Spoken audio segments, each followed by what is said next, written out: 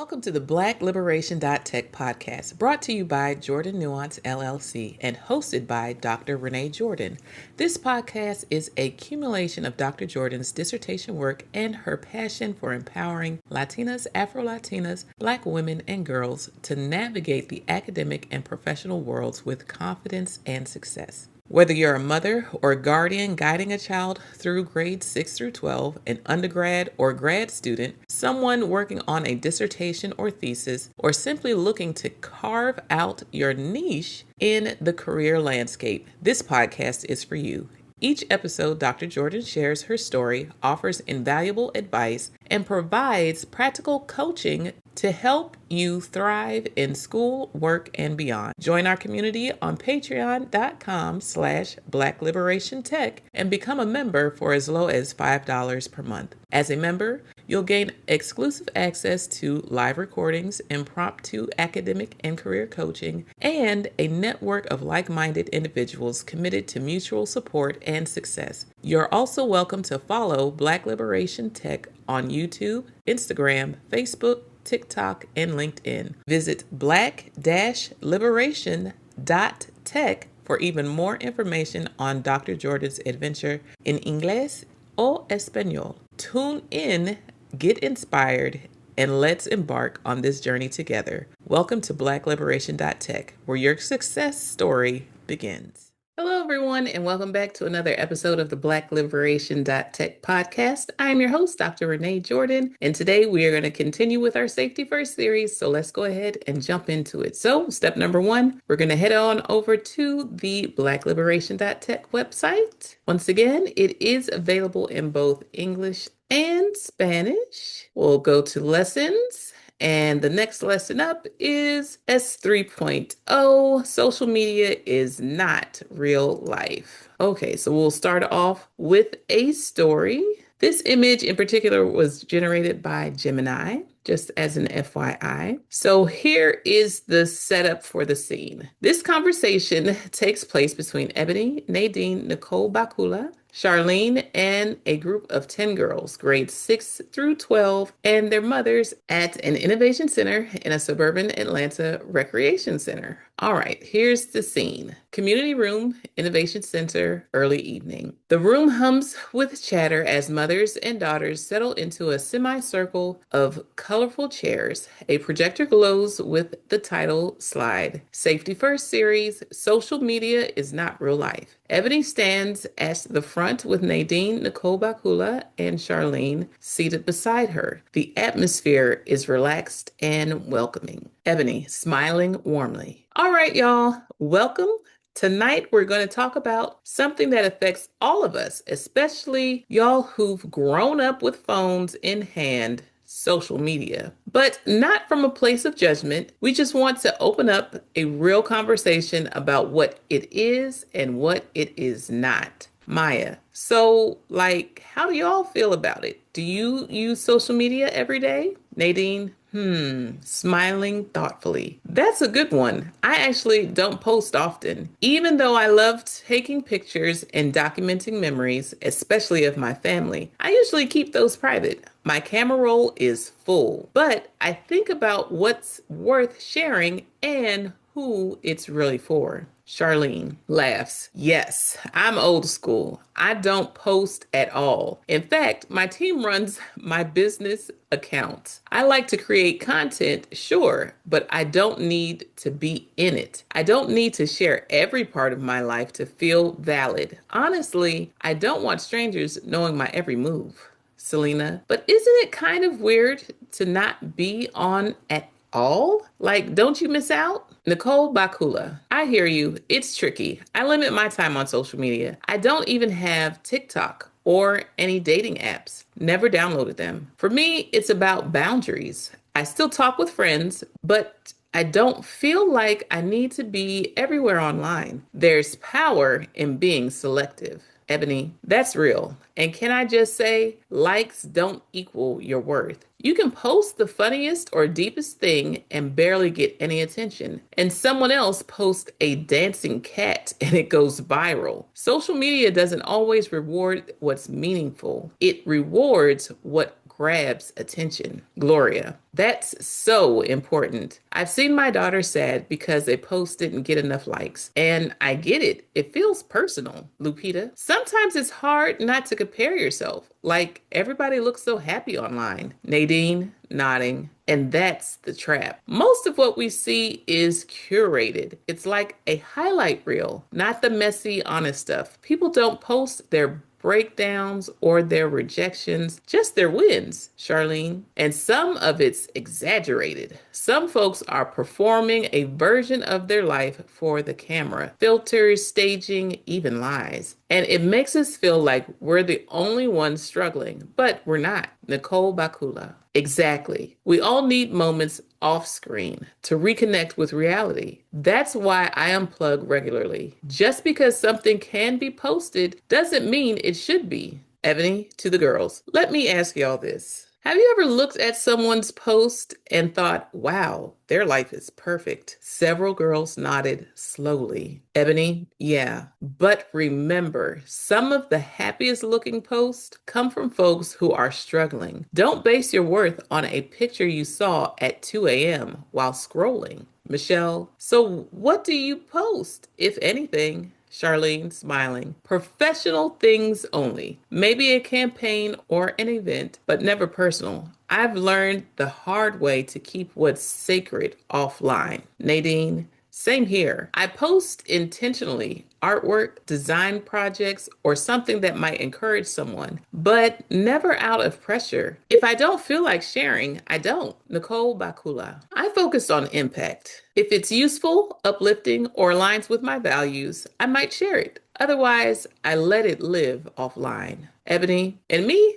I post when I want to celebrate something I'm proud of or to uplift someone else, but I'm not going to post for likes. I've had to learn to keep some wins just for myself. Iman, so it's okay to post less? Altogether, yes. Ebony, it's more than okay. It's powerful. You don't have to post everything to be somebody. You already are. Nicole Bakula, you're allowed to have a private life. You're allowed to rest, to not respond, to delete, and to say no thanks to trends that don't feel good. Nadine, just ask yourself, who is this for? If you're posting to impress strangers or to prove something, take a breath. Your peace is more important. Ebony gestures to the group. We'll leave y'all with this. Social media is not real life. Real life is happening right here in this room with the people who love you, who support you, and who see you not through a filter. The room falls into reflective silence as the projector fades to black, replaced with the words, be intentional, be real, be safe. All right, so that was our story to get us started. And just as an FYI, in my case, I use social media to spread awareness as well as to offer some advice as it relates to navigating careers and navigating school. I try to share some behind the scenes type of things so that when people are going through these different phases or parts of life, that they are equipped with more tools than they would have otherwise. Or they're able to share with others and talk about things that I talk about. Perhaps it can strike up a conversation that helps somebody else. So my post are focused on the Black Liberation Tech podcast and the lessons that I provide on digital literacies and technology skill development on the Open Educational Resource. Otherwise, it's for work.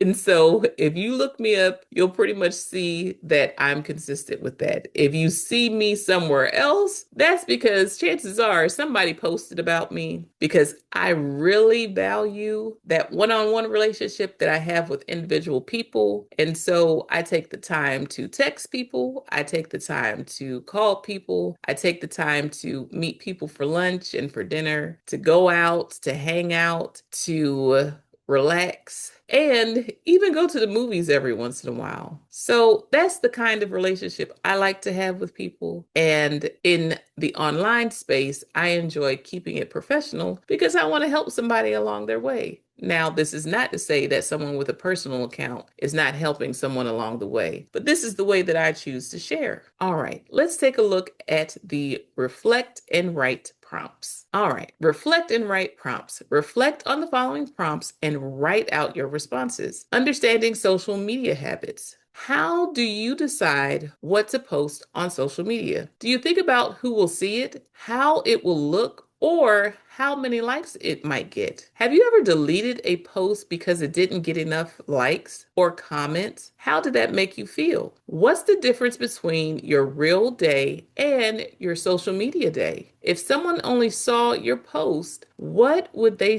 assume about your life? Do you use filters when posting photos? Why or why not? How do filters make you feel about your unfiltered self? When you scroll through other people's pictures, what thoughts come to mind? Are there people you compare yourself to, even if you don't mean to do it? Have you ever felt worse after spending time on social media? What were you looking at, and why do you think it affected you that way? Do you ever feel pressure to look or act a certain way online? Where do you think that pressure comes from? What is one thing about you that you've never posted, but you're proud of it? Why haven't you shared it? If someone only saw your online profile, would they really know who you are as a person? What would they be missing about you? What boundaries, if any, do you set for yourself around social media? Are there times when taking a break might help your peace of mind? Reclaiming self-worth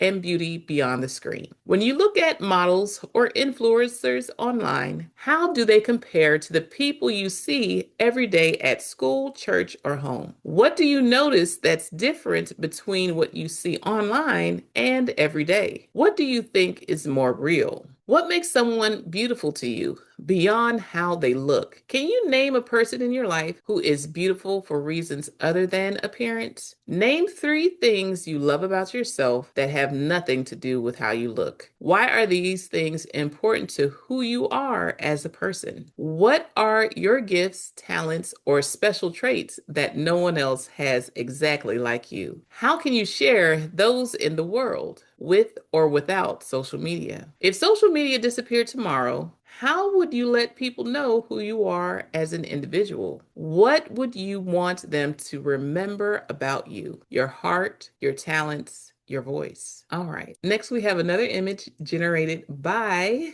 Gemini, and the caption for this image says, dedicated to uncovering digital truths. The digital forensics analyst, with her keen eye and vibrant hair, is deeply immersed in her work. So let's take a look at a quick description of a digital forensics analyst or computer forensics investigator. What do they do? Investigate cyber crimes by recovering and analyzing data from computers, smartphones, and digital storage devices. Where they work: law enforcement agencies, cybersecurity firms, or even government offices. All right, so let's go ahead and take a look at the last section of this lesson. Digital detective. Is it real or just for the gram? Welcome, digital detectives. You've been hired to investigate whether the content you're seeing on social media reflects real life or if it's just for show. Your mission, should you choose to accept it, is to uncover the hidden clues in a few posts, ask critical questions, and report your findings. This should take about 30 to 45 minutes, and as far as tools are concerned, you will need a smartphone, tablet, or laptop with internet access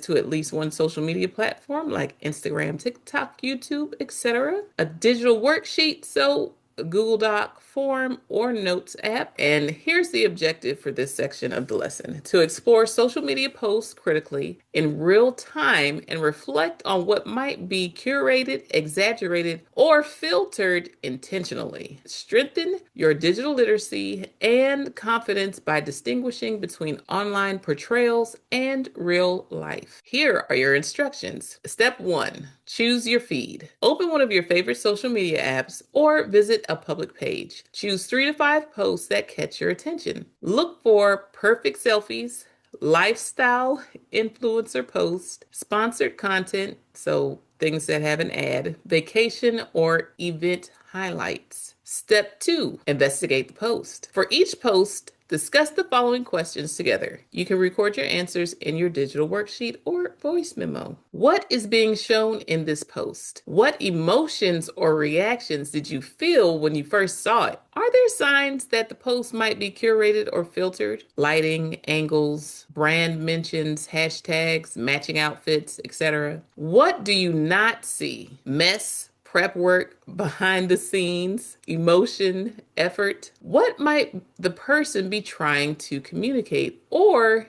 get from this post? Step 3. Tag it, real or curated. For each post, decide as a team. Mark it as curated if it feels overly polished, performative, or filtered. Signs it might not reflect real life. Filters, product placement, perfect lighting, unrealistic body poses. Mark as relatable if it feels authentic, natural, or reflects real life. Signs it feels genuine or relatable. Messy background, humor, honesty, visible emotions. Okay, you can note this by writing red or green next to each answer or using emojis in a shared doc or notes app. Step number 4, reflect and write. Talk through these closing reflections together. Did anything surprise you about what you noticed? How does knowing this change the way you look at social media? How do you feel about the posts you usually see or share? How can you support each other in posting with intention? What does real life look like for you? And how can you celebrate that online or offline? How can we apply this investigation skill when we're scrolling in real life? Here's an optional extension/reflection. How can we remind ourselves and others that we're more than what we post? What does it mean to post with honesty or intention? Optional final prompt: write or voice record your own personal reminder. Here are a couple of examples. Just because it's online doesn't mean it's real. I am enough just as I am. Or, before I post, I will ask, who is this for? What am I really sharing? With all that being said, I want to encourage you to not only think about what you share and post, but consider what you're looking at. Is it made up? Is it just too perfect? Or is it something that could just be appreciated at face value? Or is it something that's authentic that you might want to consider as you move along your way, whether it's in school,